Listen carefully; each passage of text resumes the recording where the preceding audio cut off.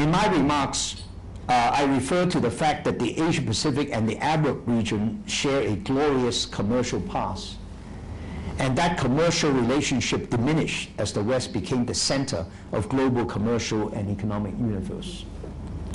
The West was the hub, and the other regions were the spoke, with relatively little interactions between the spokes. I think this is changing dramatically.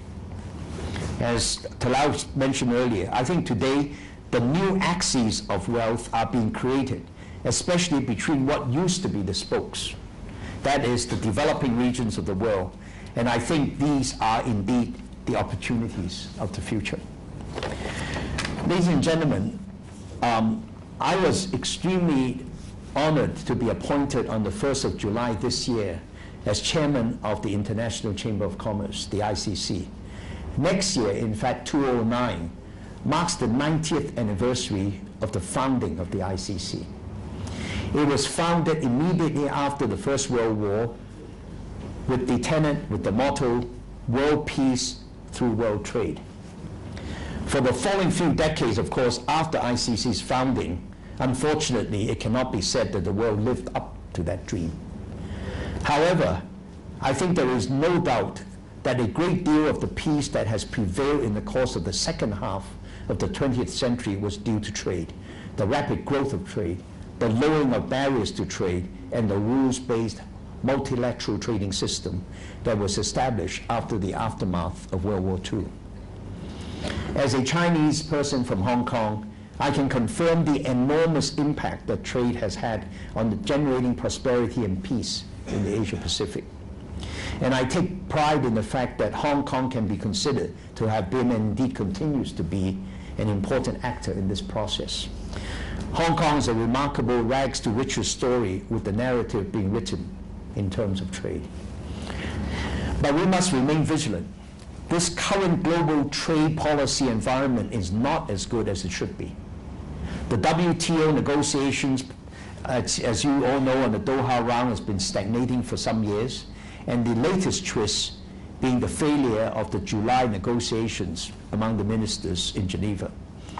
If the multilateral trading system were to be derailed now, at a time when there are huge new players in the global economic arena, the consequences could be quite negative.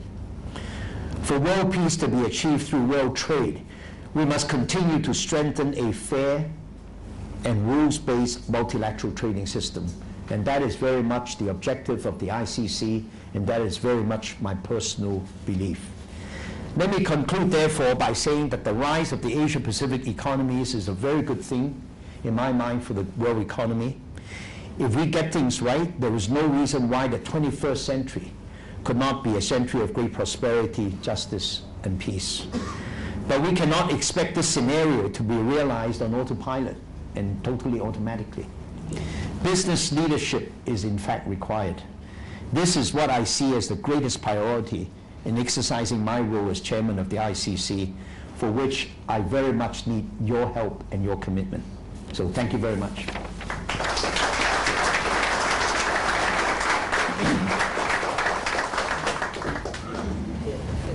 Very much. Thank you. I'm always happy when I'm right. And I was right today because I came here to learn, and I did learn. I did learn a lot from our distinguished speaker, and I would like to make a few comments, and I think if you have a few minutes, yes, maybe we can take answers. Absolutely, I'll be more than happy to do that. First, I am, you motivated me by talking about the future of the world. I am invited by Secretary General Ban Ki-moon to a summit in New York on the 24th of this month. This is the first summit, joint summit between private sector and heads of states and heads of governments. It's the first time it's being arranged. And the subject of the summit is the world order in the aftermath of the Millennium Development Goals, which were committed to by the heads of states in New York at the UN in the year 2000. The Millennium Development Goals had ambitious expectations for the humanity in the world, and that by the year 2015, all the indicators, whether it's education, poverty, health, knowledge, etc., have to be improved, and they have set some parameters. Unfortunately, we did not only not see any progress, the world now is behind where it was in the year 2000. And that is sad. That is very sad that the world ignored the fact that economic growth, like the West has enjoyed, had to be seen and translated into improvement in the social and living standards of humanity. That hasn't happened. And unfortunately, the West is now paying for that. So we are seeing not only a recession, but in some of the Western countries we're moving into depression. And that is as bad. We're very sorry. We don't feel jubilant. We don't feel happy to see this happen in the West, because we live in one world.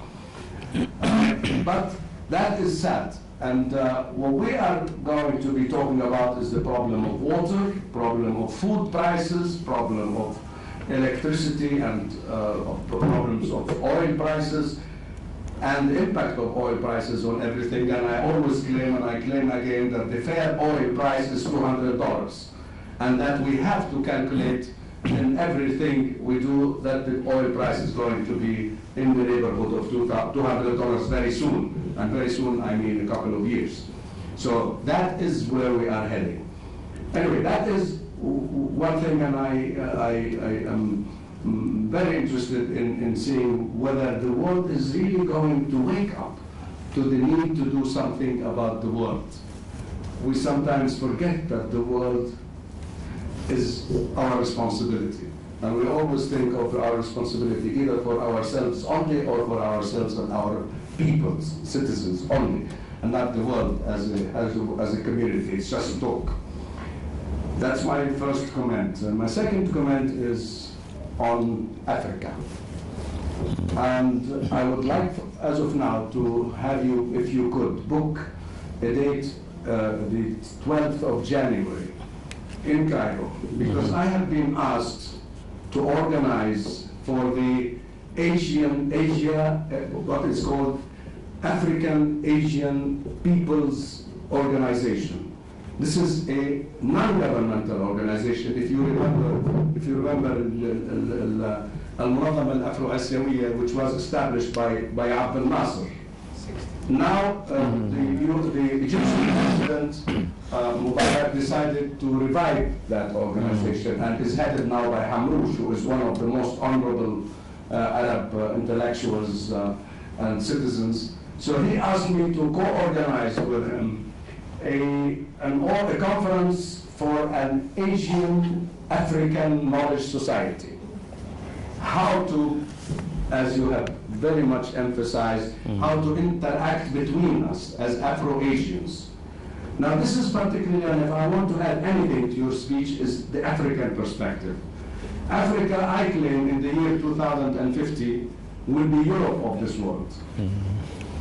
Because Africa is the only place the world can go for its food problems and for its many other problems. Africa is the future continent and should not be ignored if we try to interact correctly as Asians with the Africans. And I'm grateful to the Chinese, because the Chinese are far ahead of us as Arabs in approaching Africa and investing in the development of Africa. So that is one thing I would like to do, and I would like you to, because we will be inviting major organizations, non-governmental. Non-governmental, I don't mean civil society, I mean including business organizations, academic, etc. And this will be the first conference since 20 years for the Afro-Asian organization. And it is under the patronage of the Egyptian government, where the location of the organization is